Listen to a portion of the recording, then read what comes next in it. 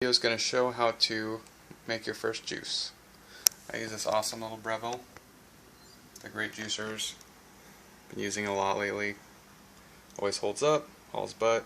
I had a Jack LaLanne before, wasn't as powerful. Got this off Craigslist for about 75 bucks. One thing you want to do before you start juicing is to clean everything. I even use a little bleach spray. Just a little bit of bleach, just a lot of water goes a long way. Just kind of clean everything because you are concentrating a lot of foods into a little bit of juice. So any bit of bacteria or contaminant can make a lot of healthy juice go nasty. The first thing you want to do is prepare all your foods. So once you start juicing, you just keep going at it. I get the organic cucumber. I can just take a little skin off so it's not so bitter. I use regular apples because organic apples are really expensive. I cut them in half this way and just kind of scoop out the seeds. Everyone says to scoop out the seeds. I know there's cyanide. I'm sure it's nothing, but again, we're concentrating a lot of food into a little bit of juice. And take your rinds off of your lemons.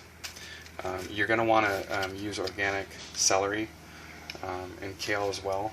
Like I said, the other stuff, if you're skinning the skin off, not as big of a deal. So, and I've had celery before where there's moth's nest or whatever. It is organic, so it's not sprayed with bug spray and pesticides. So just be careful. Take it apart, scrub it out. Okay. So now we're going to go ahead and juice. So turn it on. Make sure it's clean. I clean it ahead of time so that everything's clean when I go to use it again.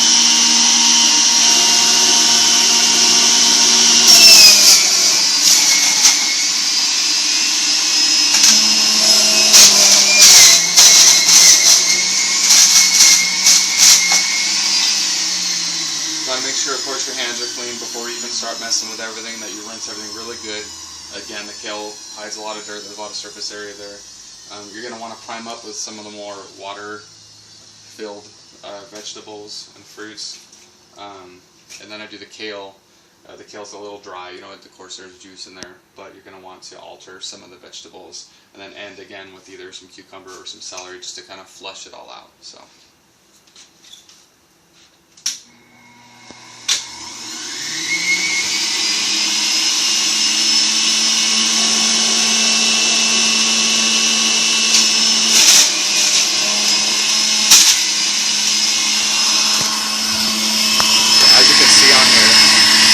Scrub it down. You can see how the particles get kind of pull quick, so you don't want to rush it too much. You can see as you push it down, it's obviously making more juice. Do some apples. Try to use a stopper because things will flick up. Kind of tap it. Don't force it. It starts pouring out of there.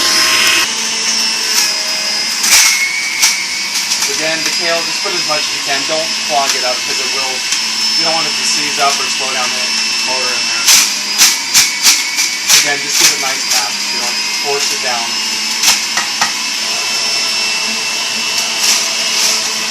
Put some kale. I'll put my lemons in. The ginger is just a little piece with a lot of flavor. Just about a nub. Piece about your thumb size, so it's a stocky piece. And it's going to spray out sometimes. Slide to the cabinet with some nice vegetables. Turn that up after.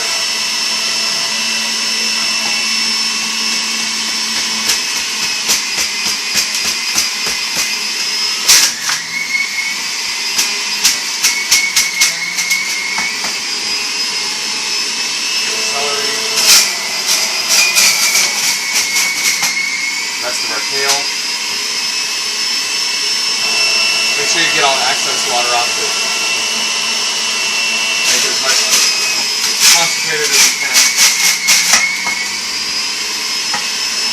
More apples.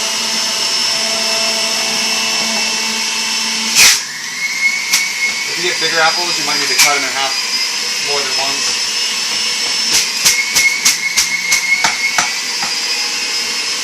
Cucumber in. Some of them will be heavy enough where it'll just keep going down by itself. Try not to let it go down too fast because again you're going to anything excess is going to go right in the waste, so you don't want to waste it. And the last bit of celery.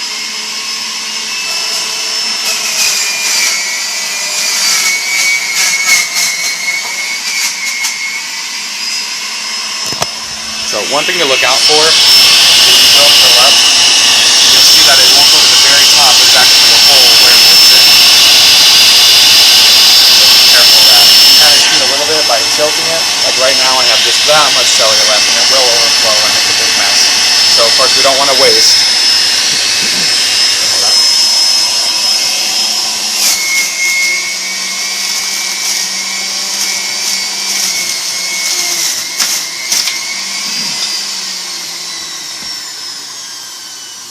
And another thing is you don't want to stop it while anything's in there. I think there's even a warning on there somewhere. So make sure this is all the way done. Overflow or not, you cannot stop it while there's food because it will not start again. So once it's off, take that away. It will make a mess every time. And then what I do is I just go ahead and pour it in. You'll see there's just foam on the top, so I'll let that drip off. This thing does have a built-in foam catcher, so let it catch as much foam as it wants. Little chunks of celery in there. Get that out. Not sure why that happened. Again, it will be kind of layered in here once you shake it up. It'll have a nice chlorophyll-y, pretty green color. Now this will make probably, let's see, and the rest is foam, so I'll just destroy that. So this is just over 32, almost 40. I do 16-ounce servings, so that's a couple servings. You want to do the green drink especially in one day because it will start to, I don't know if it's the acid from the lemon or just the chlorophyll, it will start to get bitter and almost make you gaggy. So for the cleanup, just unclick this, take the stopper out. I always rinse that off first. You want to clean up as soon as you're done.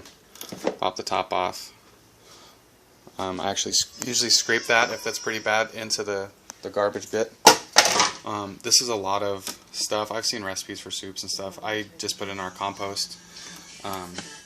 Next you want to pop this assembly off. This has the inside part you're going to want to clean. And then this basket, which is always fun to clean. I usually use a little bit of dish soap and just agitate it with a brush. I scrub from the outside first and then kind of swirl the inside. There are little teeth in there, so make sure you scrub only, what is it, counterclockwise, or no, clockwise, so you can see those little gnarly things. That's what actually shreds up, and then of course it filters out centrifugally into your juice, and that's how we make our juice. And then always wipe, make sure you clean everything up. And again, you can see some food shards up there. We'll go ahead and clean that up as well. It's kind of nasty. So that's how we have our juice.